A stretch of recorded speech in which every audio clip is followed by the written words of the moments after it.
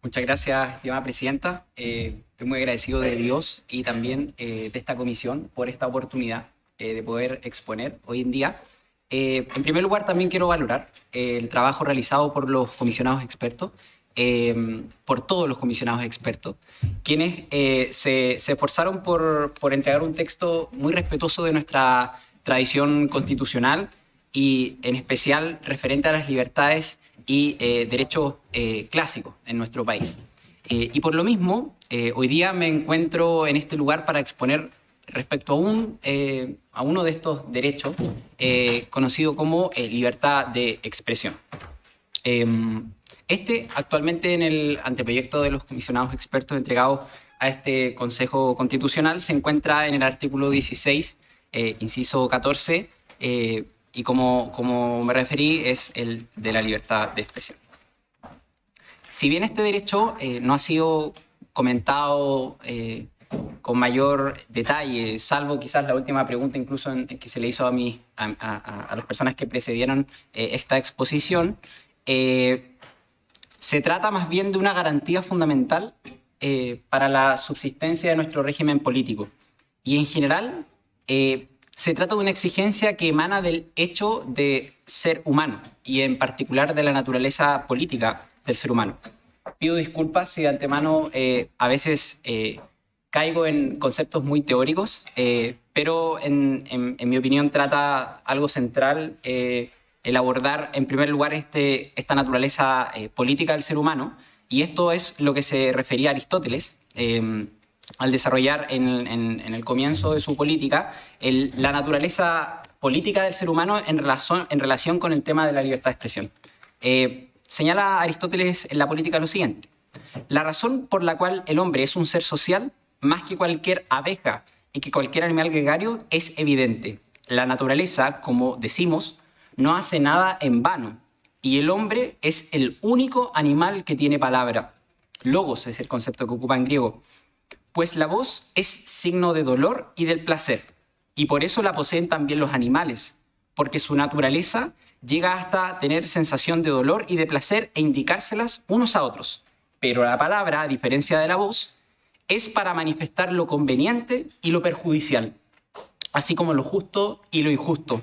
Y esto es lo propio del hombre frente a los demás animales: poseer él solo el sentido del bien y del mal, de lo justo y lo injusto, y de los demás valores, y la participación comunitaria de estas cosas constituye la comunidad familiar y la comunidad política. Es por esto que el discurso es algo esencial en la comunidad política y exige ser protegido frente al poder. En el siglo pasado, en la historia de la humanidad y también en Chile, aunque de manera mucho menos solapada, efectivamente han existido mecanismos de censura que apuntaban precisamente a una afectación de la esencia de este derecho. Ahora este tema se encuentra lamentablemente en boga por ejemplo, la Comisión Asesora contra la Desinformación, creada por el Decreto Supremo número 12 del 12 de mayo del presente año. Y esto simplemente es una muestra de lo importante que es la libertad de expresión y lo indiscutible que se trata, lo indiscutible que es este valor, siendo un asunto fundamental relacionado, como les decía, con el régimen político que hoy día tenemos como sociedad. Y además, yendo a la historia de nuestro país, no en vano este concepto se enuncia en una formulación incluso muy similar a la Constitución, al texto constitucional, mejor dicho, de 1818, o sea, anterior a 1833, lo cual sin duda fue posteriormente recogido en el año 1833. Se trata de un precepto clave en nuestra tradición constitucional. Nuestro punto de partida es la misma Constitución vigente, también podemos señalarlo. Creemos que este debe ser el estándar mínimo, sin impedir, por cierto, la incorporación de nuevos elementos cuya incorporación se encuentre debidamente justificada. En función de este criterio, como he querido señalar con esta introducción, expondremos algunas apreciaciones respecto a lo que dispone actualmente el texto elaborado por la comisión experta. En primer lugar, vale la pena recoger que en el texto de lo elaborado por la comisión experta se habla de artículo 16, la Constitución asegura a todas las personas, inciso 14, el derecho a la libertad de expresión, información y opinión sin censura previa. Por lo tanto, acá, aunque pudiera ser obvio, pero yo creo que no es menor señalarlo, se incorpora el concepto de libertad de expresión que no está contenido de manera textual en el artículo 19, numeral 12, que señala en nuestra Constitución vigente la libertad de emitir opinión y de informar, sin censura previa, sin perjuicio de que sabemos todos que acá se está refiriendo a la libertad de expresión. Entonces, aquí hay un primer punto, se incorporó el concepto de libertad de expresión y que a nosotros, en nuestra opinión, a la corporación que hoy día me toca representar, que es Comunidad de Justicia, consideramos que no es propio de nuestra tradición constitucional. El concepto que se está incorporando, no estamos hablando de la noción de libertad de expresión, sino que la voz libertad de expresión que se incorpora en el artículo 16, inciso 14 de la propuesta. Es cierto que muchos académicos, incluso, por ejemplo, don José Luis Sea, que vino a exponer hace unos días ante esta comisión, se refieren a este concepto como libertad de expresión, y no vemos problema en eso, en que se hable de que este concepto significa libertad de expresión.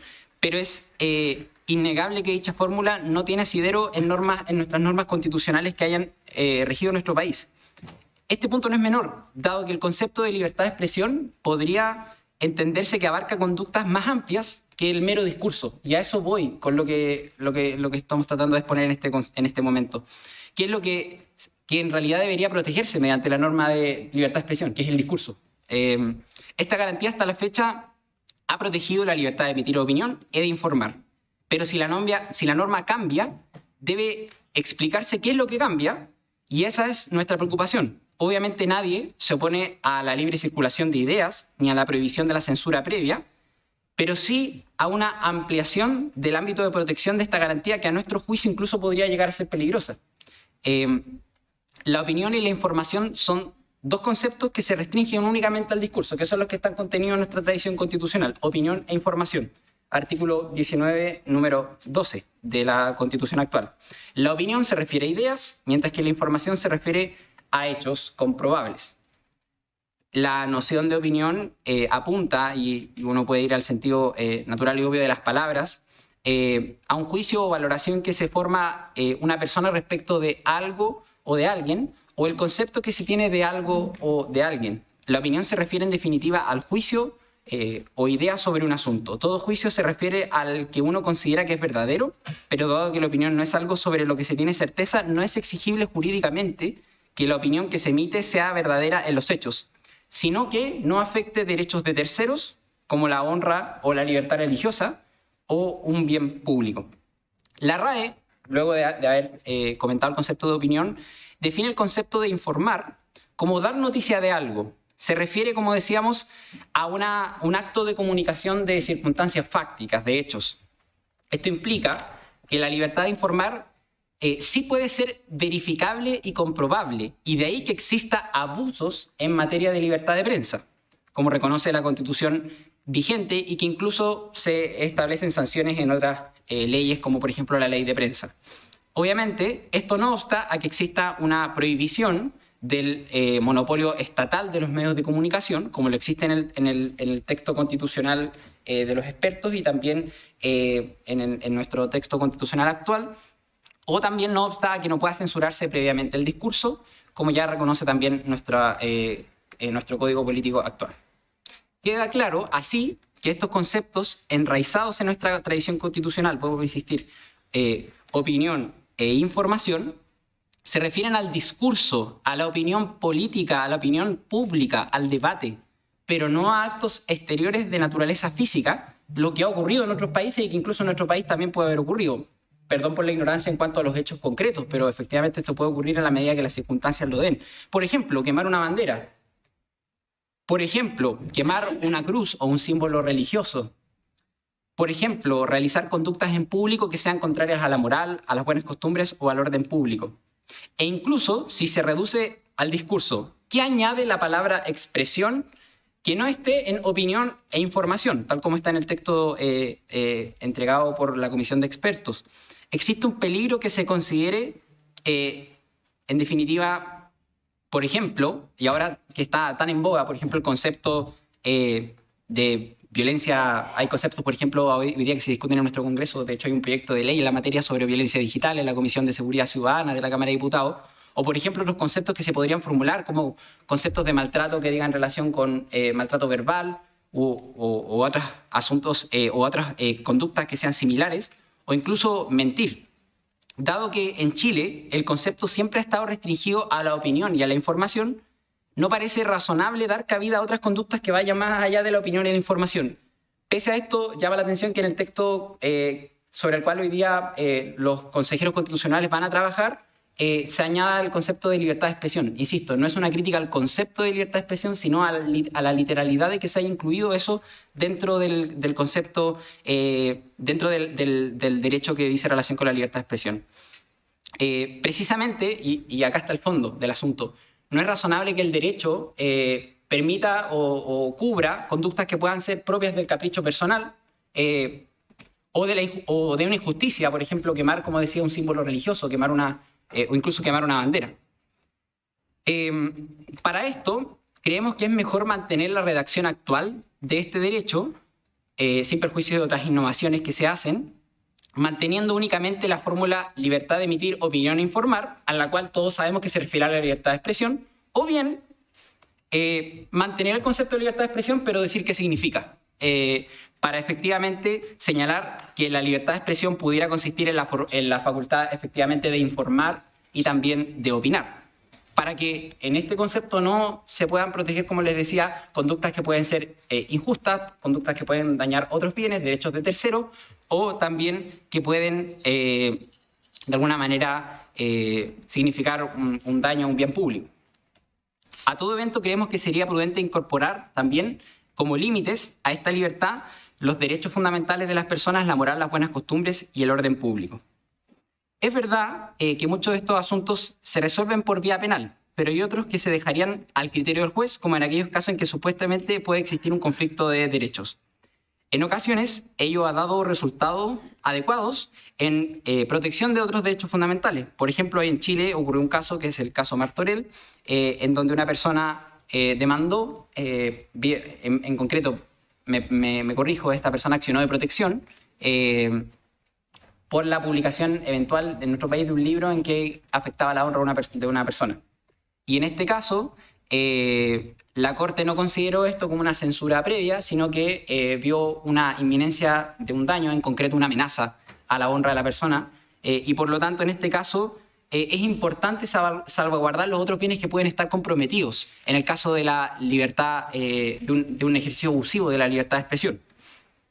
Si vemos casos semejantes en derecho comparado, esto, como les decía, una apertura a un concepto más bien indeterminado, en que no se entienda qué es expresión, además de informar y de opinar, ha servido a amparo en otros momentos.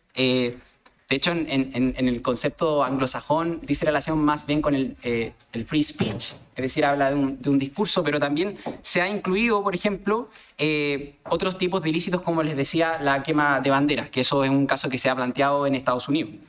Es necesario dejar, en definitiva, constancia de ciertos límites, dejando a salvo la libre circulación de ideas, como les dije, y también el libre debate político, que es lo propio de la libertad de expresión, y creo que también es lo que se refería incluso el profesor Vial, que antecedió a esta exposición, al señalar que uno de los límites de la libertad de expresión es su contenido mismo, es decir, ¿a qué nos referimos con libertad de expresión? A informar y a opinar. Un segundo punto que vale la pena destacar es la incorporación, en mi opinión, de una expresión que pudiera parecer un poco ambigua en el texto suministrado por la Comisión de Expertos, que es el artículo 16, como les decía, inciso 14, en el literal A, se habla de que el Estado no puede restringir la libertad de expresión por vías directas o indirectas que impidan la comunicación y la circulación de ideas u opiniones. Si bien esto tiene un objetivo muy loable y muy claro, a nosotros nos llama la atención el concepto de vías directas o indirectas. Es claro que la Constitución hoy protege la libre circulación de ideas, que es necesaria, como les decía, para la participación política de la ciudadanía. Y eso es uno de los motivos por los que protege este derecho. Pero una fórmula como esta no deja claro los límites intrínsecos de la libertad de opinión e informar, ni mucho menos de la libertad de expresión, cuyo ámbito de protección no está definido como ya señalamos. Además, llama la atención en cuanto al tema de vías directas o indirectas, que incluso, por ejemplo, en materia de tratados internacionales, cuando se habla de vías indirectas se señala estas, se ejemplifica. Y acá no vemos una noción clara de qué se refiere, por ejemplo, con vías indirectas. En tercer lugar, creemos que la protección de la libertad de emitir opinión e informar merece salvaguardas concretas habida consideración de lo que sucede hoy en el derecho comparado y en el debate nacional actual. La prohibición expresa de monopolio estatal en la materia está muy bien y es positivo que se haya conservado esta norma, pero consideramos que la libertad de emitir opinión e informar amerita en nuestros días una protección reforzada. Si consideramos que cada vez es más frecuente que el Estado impone un relato ideológico predominante para las personas, o incluso también está los problemas relacionados con el control de fact-checker, que dice relación efectivamente con la contingencia que hoy día también tenemos en nuestro país relacionada con la Comisión Asesora contra la Desinformación, parece razonable resguardar correctamente este derecho o al menos suministrar una protección adicional. Deben establecerse salvaguardas concretas y a nuestro juicio la no restricción de la libertad de expresión por vías directas o indirectas pareciera indefinida o incluso podría resultar insuficiente.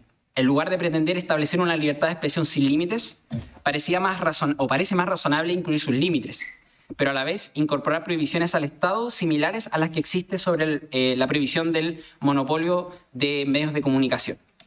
En conclusión, nos parece que es necesario explicitar el ámbito de protección de este derecho, acotándolo al discurso y a la información, y estableciendo claramente sus límites, como señalamos, la moral, buenas costumbres, orden público, derechos fundamentales de terceros, incluso la indemnidad sexual de niños, como podría ser afectado en ciertos casos, etc.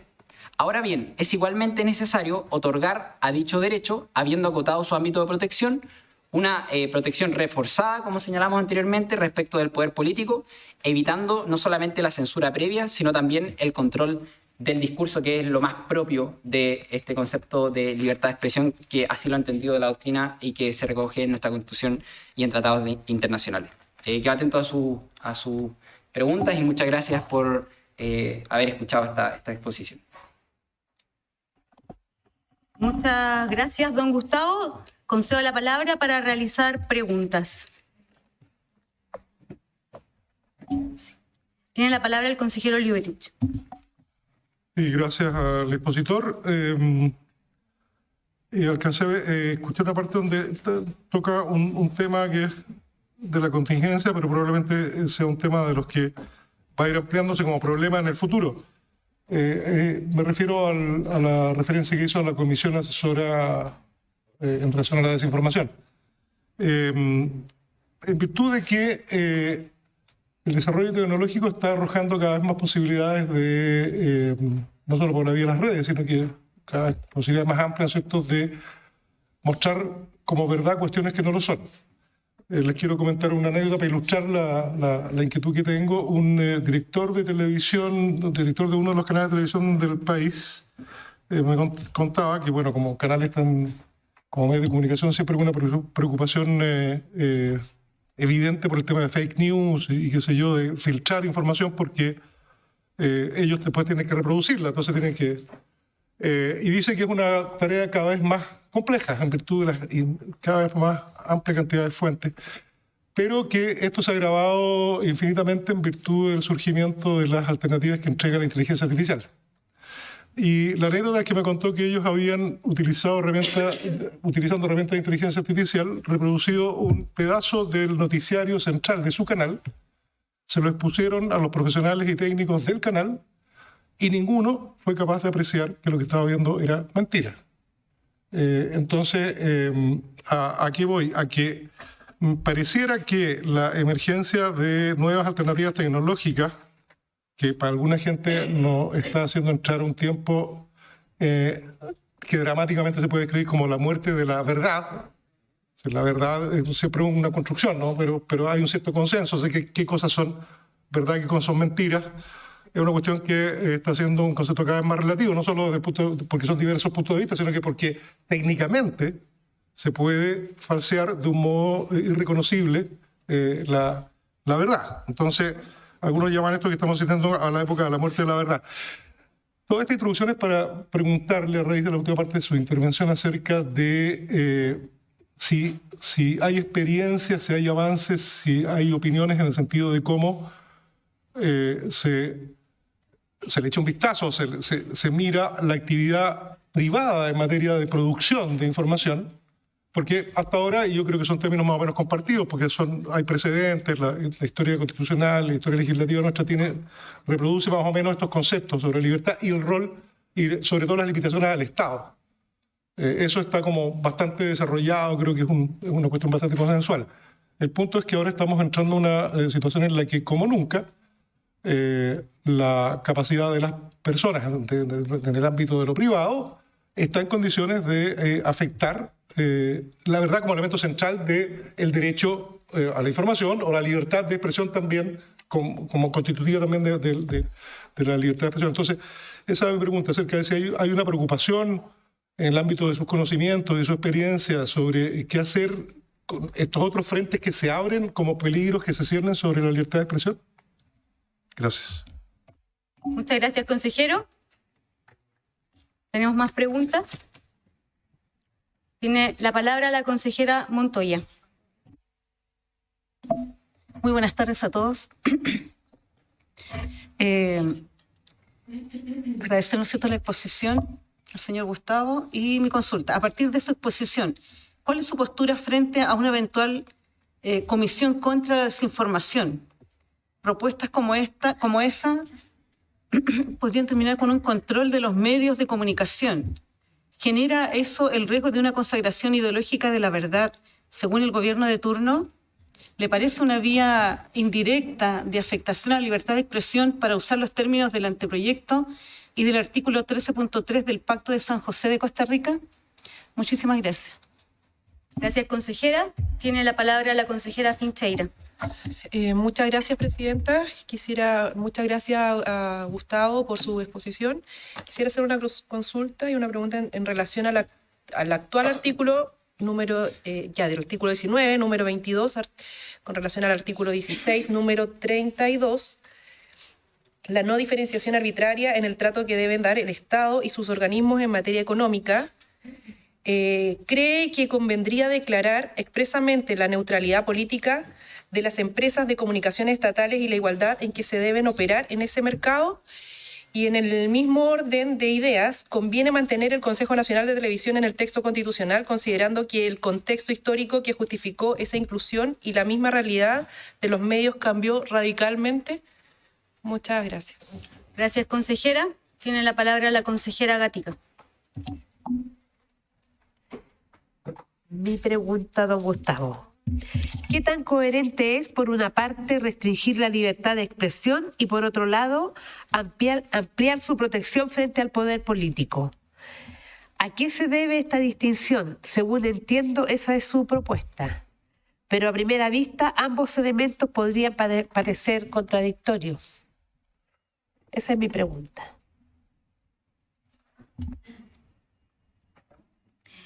Tiene la palabra.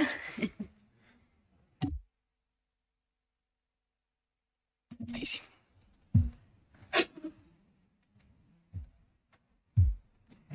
En relación con la pregunta relacionada con las preocupaciones que tiene el concepto de las preocupaciones que hay respecto a las fake news, llamadas fake news, y en definitiva a la incoherencia con los hechos relacionados principalmente con un fenómeno de carácter mundial. Nuestra tesis, si se puede apreciar bien, dice relación con una libertad de expresión y de opinión que es un medio para llegar a la verdad, efectivamente. Más allá de que en el contexto de las opiniones muchos estemos equivocados. Entonces, creo que siempre hay que vincularla como algo relacionado con la verdad, la coherencia de la realidad con lo que se piensa. Entonces, efectivamente, por lo menos como Corporación Comunidad de Justicia, nosotros somos de la idea de que la libertad de expresión, llamada claramente y recogida en nuestro texto constitucional y en el texto constitucional de los expertos, tiene que tener coherencia con la verdad, y por lo tanto desde ahí yo creo que con eso se puede abordar sin duda alguna todo lo que es el fenómeno de las fake news, todo lo que es de alguna manera relacionado con la invención de noticias falsas o derechamente torcer los hechos, y por lo tanto no tenemos una opinión absolutamente libertaria de lo que es la libertad de expresión. Por lo mismo postulamos límites, por lo mismo consideramos que es necesario precisar el concepto de libertad de expresión a la opinión y a la información, teniendo en consideración de que ambos elementos son medios por los cuales el régimen político llega a la verdad. Así que creo que el concepto de verdad es muy claro para poder abordar esa preocupación, que yo creo que todos la tenemos, todos los que estamos acá en este lugar la tenemos. Ahora, en cuanto a las preguntas relacionadas con la Comisión contra la Desinformación, que está creada, como señalaba en un comienzo, por el Decreto Supremo número 12 del Ministerio de Ciencia. Esta comisión, como ustedes saben, fue creada en mayo, el 12 de mayo es la fecha del decreto. Y la verdad es que más allá de las consideraciones políticas que se puede hacer, porque efectivamente esto fue un debate político, público, que se ha dado en nuestros medios, incluso hay órganos de carácter internacional que han manifestado su preocupación al respecto, y otros, por ejemplo, también académicos que ya lo han apoyado, hay distintas opiniones. Hay que dejar claro una cosa: la Comisión Asesora en contra de la desinformación, como señala incluso el artículo 2 del decreto que la crea, en su inciso final, señala que las funciones son de naturaleza consultiva y en ningún momento tienen el carácter o puede implementar acciones de carácter ejecutivo. No obstante esto, que hay que evidentemente promulgar la verdad, acá no voy a decir que esta comisión pueda adoptar medidas de manera inmediata, etc. No obstante, utiliza conceptos que son bastante llamativos y que podrían abrir puertas para que el día de mañana se adopten políticas públicas, por ejemplo, que pudieran ser recurridas o accionadas o en definitiva pudieran ser evaluadas por nuestros tribunales de justicia, por ejemplo, a través de una acción de protección. Y eso yo creo que podría abrir la puerta a ciertas cosas. Por ejemplo, se habla de conceptos no solo de desinformación, sino que una de sus funciones, por ejemplo, dice relación con cuestiones relacionadas con el debilitamiento de la democracia. Entonces, una persona cuando estudia Derecho Constitucional se da cuenta que la democracia no es solamente el gobierno de las mayorías, sino también es el respeto de los derechos fundamentales de las personas. Un gobierno es democrático porque respeta los derechos de sus ciudadanos, como el derecho a la vida, la libertad religiosa, etc. Entonces, en este caso, ¿cuál es el concepto de democracia que se está hablando acá? Pareciera más bien que podría incluso abrirse la puerta a que opiniones que sean disidentes a una verdad oficial, cuestiones que están tan de moda hoy en día, pudieran ser consideradas como debilitamiento de la democracia. Y en ese sentido, nosotros manifestamos nuestra preocupación de que se incluyan conceptos tan equívocos como estos, o conceptos también muy propios de la administración de turno del presidente Gabriel Boric, relacionados como, por ejemplo, con la alfabetización. Se habla de alfabetización sexual en materia de infancia, ahora también se habla de alfabetización digital.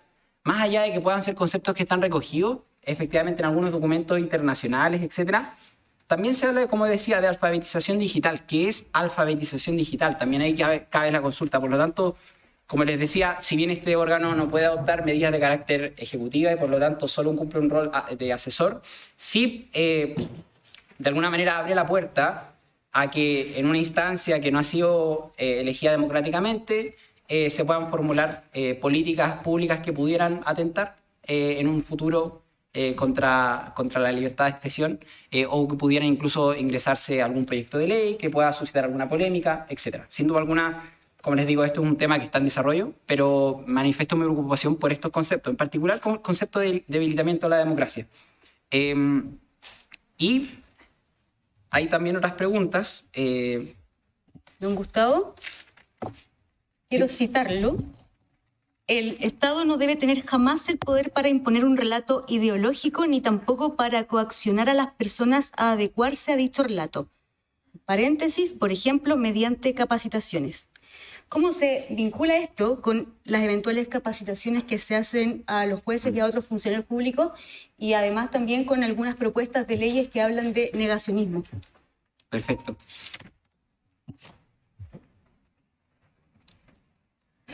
Es preocupante en materia de capacitaciones. De hecho, yo cuando fui funcionario público en la época del presidente Piñera, como usted mencionó, fui ex asesor de la Subsecretaría de la Niñez. También, por ejemplo, fui a muchas capacitaciones. Y en algunos conceptos, por ejemplo, se hablaba de cuestiones que no eran derechos humanos, por ejemplo, recogidos en tratados internacionales, sino que eran cuestiones que emanaban más bien de soft law, que emanaban más bien de opiniones consultivas. Si uno ve, por ejemplo, en el debate legislativo, se aprobó un proyecto de resolución hace un tiempo atrás relacionado con solicitar una política de educación sexual en materia de infancia. Es un proyecto de resolución que aprobó el Congreso, originado por la diputada Mila Schneider, y en este caso el proyecto de resolución, por ejemplo, invocaba como derechos humanos, y eso se hace también en las capacitaciones, invocaba como derechos humanos cuestiones que estaban contenidas, por ejemplo, en los principios de Yogyakarta, que son documentos que no tienen vinculación a nivel de carácter internacional. Entonces, se invoca muchas veces, como el caso del proyecto de resolución, que no tiene nada que ver con las capacitaciones, pero que ocurre efectivamente en el caso de las capacitaciones, como derechos humanos, cuestiones que no son, o que al menos no están recogidas como de manera positiva en algunos de los tratados que están suscritos por nuestro país. Incluso, por ejemplo, se habla de categorías de conceptos, por ejemplo, el concepto también de discriminación arbitraria, que hoy día está muy en boga en la reforma a la ley Zamudio. En el Congreso, en la Comisión de Derechos Humanos de la Cámara de Diputados, se habla de distintas categorías de discriminación propias, estas categorías, de una convención que no está ratificada, que no está, efectivamente, no está ratificada por nuestro país, que es la Convención Americana contra toda forma de discriminación e intolerancia. Entonces se invoca, como señalaba en estas capacitaciones, y yo fui testigo efectivamente como funcionario público, que se invocan conceptos que no son propios de los derechos humanos, pese a que se les denomina como derechos humanos, y lo cual eso yo creo que es bastante llamativo. Y además quería, también responder algunas preguntas, si usted me permite, Presidenta, relacionada con una posible contradicción en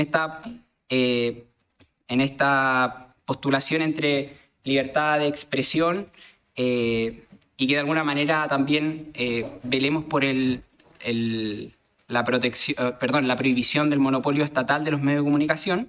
Quería señalar que esto no es contradictorio, porque una cosa es el reconocimiento de un derecho y la delimitación de su ámbito de protección. Como decía, el concepto se delimita precisamente y como límite interno por su propio contenido, que es informar y opinar. Y otra cosa distinta es la protección efectiva que puede haber de este derecho a través de medidas concretas, como por ejemplo prohibir el monopolio estatal de los medios de comunicación. Nuestra postura es la de circunscribir el ámbito de protección de este derecho al discurso, como les decía, a la expresión de opiniones y de información, estableciendo límites razonables, como por ejemplo los derechos fundamentales de terceros o ciertos bienes jurídicos que son propios de nuestro ordenamiento, como decía adelante, la indemnidad sexual de la infancia, por ejemplo, que también es un concepto muy utilizado y que siempre está presente, sobre todo en los debates que se realizan a la hora de legislar en materia de delitos que puedan afectar la indemnidad sexual de niños, niñas y adolescentes. Pero esto no obsta a que haya que proteger a las personas del control estatal del discurso mismo, para que se oriente específicamente a decir o no ciertas cosas en función de una ideología impuesta desde el Estado. El Estado no puede tener un monopolio de los medios de comunicación, ni tampoco establecer un control de censura permanente, sistemático y ex ante, ni prohibir ciertos discursos morales en aras, por ejemplo, de una verdad o una supuesta verdad oficial. Espero haber contestado todas las preguntas. Si es que hay alguna que no he podido contestar, feliz de que me lo indiquen. Muchas gracias. Muchas gracias, don Gustavo. Tenemos más preguntas. Sí, tiene la palabra el consejero Liottich. Sí, yo creo que ha sido reiterado y claro su opinión sobre los riesgos que son ampliamente conocidos de monopolio estatal, o intervención indebida del Estado. Son cuestiones, como digo, que gozan de amplio consenso, más allá de que de algunas afirmaciones específicas sobre las que uno puede discrepar, pero yo quiero llevarlo a otro ángulo que a mi juicio también afecta a esto, porque una cosa es plantearse legítimamente una condición básica para la libertad de expresión como las limitaciones que hay que imponer al Estado, dada su condición, para incidir o distorsionar la información por la vía del monopolio u otros modos. Pero ¿qué pasa cuando la libertad que usted ha situado, especialmente en materia de contenido y opinión, ¿qué pasa con la otra dimensión que tiene que ver, por ejemplo, con la existencia de oligopolios privados que son propietarios de, si no todos, gran parte de los medios de comunicación? Y aquí no estoy hablando solo del caso de Chile, la prensa escrita, que es cada vez más reducida, pero que lo que hay pertenece a dos cadenas empresariales. Y no es, a mi juicio, esto no se salva por el hecho de la existencia de las redes que permiten una cierta pluralidad, porque todas y todos, particularmente quienes hemos sido candidatas y candidatos, sabemos que los recursos económicos son absolutamente incidentes para lograr expansión por la vía de las redes. Hay mecanismos a través de los cuales se puede dirigir la información, todo eso. Entonces, hay toda una dimensión a la que el Estado está absolutamente ajeno, no tiene participación alguna, tiene que ver con grupos económicos que son propietarios de medios de comunicación en carácter oligopólico. Dos grandes medios de comunicación son una muy buena definición de oligopolio, y con una situación de redes que tampoco garantizan esta pluralidad. Es decir, la libertad de expresión tiene que ver no solo con las limitaciones al Estado, que son evidentes, sino que también con cómo se crean condiciones para que exista el pluralismo. Porque usted puede tener unas buenas reglas que inhiban al Estado de no sobrepasarse en materia de intervenir, en materia de libertad de expresión, cuestión, insisto, bastante estudiada y compartida, pero eso no quita que, por el otro lado, se pueda tener un dominio sobre la circulación de la información por la vía de la existencia de oligopolio, y donde, una vez más, quienes más recursos tienen más posibilidades de disponer su punto de vista sobre política, moral, sobre lo que sea, en el conjunto de la sociedad. ¿No hay allí también un problema que deberíamos ocuparnos desde el punto de vista de la libertad de expresión? Muchas gracias, consejero. Tiene la palabra la consejera Pardo. Sí, voy a, de hecho, creo complementar lo que señaló el consejero Liubetich, porque acá hay un problema, más allá del tema oligopolio, que tiene que ver con que en la prensa, en los medios de comunicación en general, hay un funcionamiento que es en base a estímulo. El estímulo dice relación con lo que entra en virtud de publicidad, etcétera, y por lo tanto el contenido se ajusta a aquello que manda la publicidad. Y lo relaciono con lo que se preguntaba hace un rato una consejera acá relativo a la posibilidad de asegurar neutralidad política en los medios de comunicación. Yo creo que eso, ni siquiera yo creo, yo sé porque está estudiado, esto no es posible hacerlo, asegurarlo, pero lo que sí es posible asegurar, y por eso digo que es complementario al punto del consejero Lubitich, es tratar de resguardar el pluralismo, es decir, que estén todos los puntos de vista representados. Entonces, por ahí va mi pregunta. Por otra parte, un comentario respecto de esto, solamente porque yo tengo maña de profesora de Derecho Constitucional, aclaremos los términos. ¿De qué estamos hablando cuando hablamos de el contenido protectivo del derecho a la libertad de expresión acá? ¿De qué estamos hablando cuando hablamos de límites? Porque honestamente se generó un poco una majamama de qué es qué. Se habló de las capacitaciones por parte del Estado, que a mí me parece que no tiene nada que ver con lo que dice relación con esta terminología que usamos cuando hablamos de derechos fundamentales, así como para meter cada cosa en su canasto y ordenar la discusión. Y respecto a la discriminación y las categorías sospechosas, en Chile, como acá el expositor debe saber, tenemos una prohibición de discriminación arbitraria. Esa prohibición de discriminación arbitraria prohíbe discriminación en virtud de un criterio general, y esos criterios específicos que conforman el criterio general los podemos ir a buscar en distintos lugares, ¿verdad?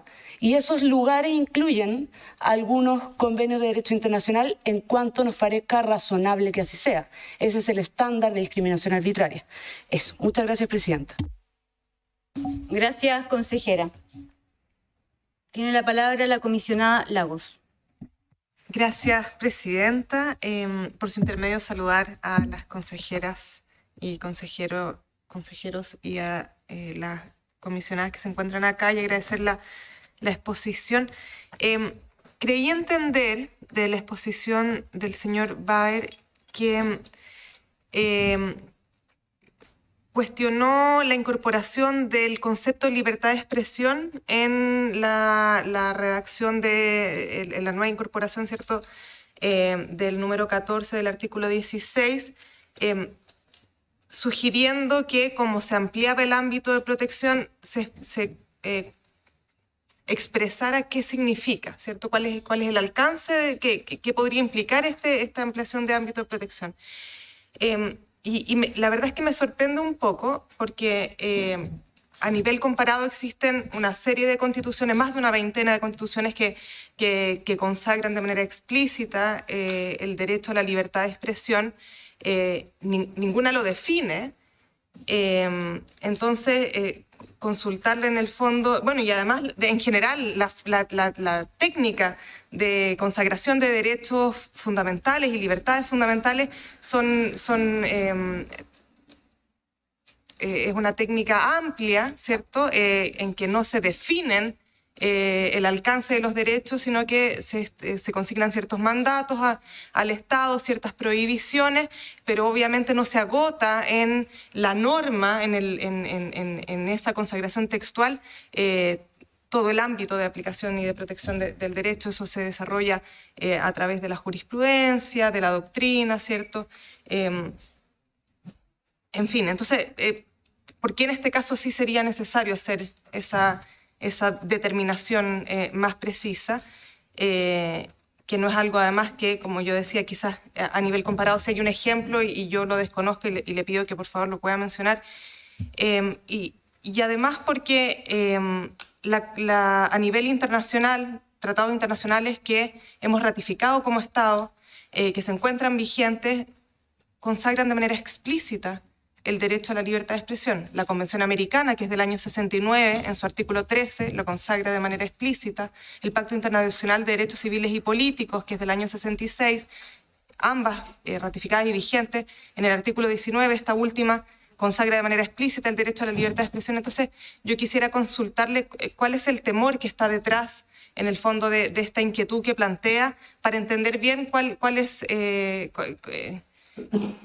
justamente eso, en el fondo, el miedo, el temor que está detrás de consagrar de manera expresa la libertad de expresión, que yo creo que lo que hace es simplemente reconocer toda una práctica doctrinaria y jurisprudencial en nuestro país y incluir un nombre que ya es de uso y de dominio, en el fondo, de nuestra comunidad jurídica. Entonces, no lo entendí muy bien. Le pido, estoy un poco desconcertada, si nos puede explicar bien eso. Y en relación con las vías directas e indirectas, quizás hacer una explicación. Acá estaba la comisionada Peredo, ya no está. Nosotros tuvimos una discusión bien lata en la comisión experta sobre la incorporación de estos conceptos. Fue una propuesta, de hecho, de los comisionados Pavés, Frontaura y Peredo, y nosotros teníamos otra propuesta que incluía ciertas vías indirectas también de restricción de la libertad de expresión, como la proscripción de los mecanismos anti-SLAPP o chilling effect, que es la utilización de demandas o denuncias ante los tribunales para efectos de acallar críticas, por ejemplo, en el ámbito político. Si es que yo quiero denunciar a un parlamentario por un acto de corrupción y porque tengo antecedentes y lo planteo en un medio de comunicación, que esa persona, ese parlamentario, por ejemplo, me denuncie por injuria o calumnia, por ejemplo. Entonces, la utilización de ese tipo de medios para acallar las críticas, en fin. Hay una sentencia, de hecho, de la Corte Interamericana contra el Estado de Chile, en el caso de Barahona Bray, en que se sugiere establecer mecanismos para evitar ese tipo de estrategias que de manera indirecta socavan la libertad de expresión. Entonces, ahí llegamos a un punto en común en los distintos comisionados para reconocer estos mecanismos, porque entendemos que hoy día la libertad de expresión no solamente se ve menoscabada o socavada por vías directas, o sea, por estrategias que evidentemente van destinadas a censurar, a menoscabar la libertad de expresión, sino que se utilizan otros mecanismos, y se estableció de manera genérica, obviamente, porque es un mandato constitucional que tiene que ser luego precisado por el legislador y por las políticas públicas para que pueda tener un pleno efecto. Solo era hacer una reflexión sobre cómo habíamos llegado a esa norma. Gracias, Presidenta. Gracias, comisionada. Don Gustavo, le concedo la palabra. Muchas gracias, Presidenta, y muchas gracias a la comisionada y a los consejeros por sus preguntas. En relación con la última pregunta de la comisionada Arago, nosotros fuimos muy claros al manifestar nuestra preocupación de que se adicione el concepto de libertad de expresión, pese a que este ya está reconocido en la doctrina, pero se adicione la literalidad de la palabra expresión, además de opinar e informar, que es expresarse, además de informar y de opinar. Esa fue nuestra preocupación, y en concreto lo que nos preocupa es que se pretenda proteger a través de esta manera actos de naturaleza física, actos que vayan más allá del discurso, más allá de informar y de opinar, como por ejemplo, y lo señalé varios ejemplos, la quema, por ejemplo, de una bandera, o también podría ser, como les decía, la quema o la destrucción de algún símbolo religioso, que hiera, por ejemplo, el sentimiento religioso, y por lo tanto también, que lo cual se encuentra protegido por la libertad religiosa. Entonces, esa es nuestra preocupación concreta. No es una oposición al concepto de libertad de expresión, sino que es nuestra preocupación a que esto pueda abrir la puerta en un intérprete. Sin duda alguna, esto me imagino y estoy seguro de que no estaba en la intención de quienes elaboraron esta norma, pero manifestamos nuestra preocupación al respecto. En relación con la pregunta del consejero, en este caso, en relación al oligopolio de los medios de comunicación, efectivamente esto es una infracción, lo que podría ser un oligopolio, incluso en derecho económico, a la libre competencia. Y por lo tanto eso, sin duda alguna, yo puedo estar en contra, y yo creo que todos acá estamos en contra de eso, lo cual incluso puede ser corroborado fácticamente ahora, pero no nos parece que la vía constitucional sea la adecuada para solucionarlo, eso en mi opinión. Y en razón del comentario y pregunta también de la consejera constitucional, a mí me parece, no entiendo cuál es el problema de que se hable de contenido y de límites a un derecho. O sea, eso es básico en derecho constitucional.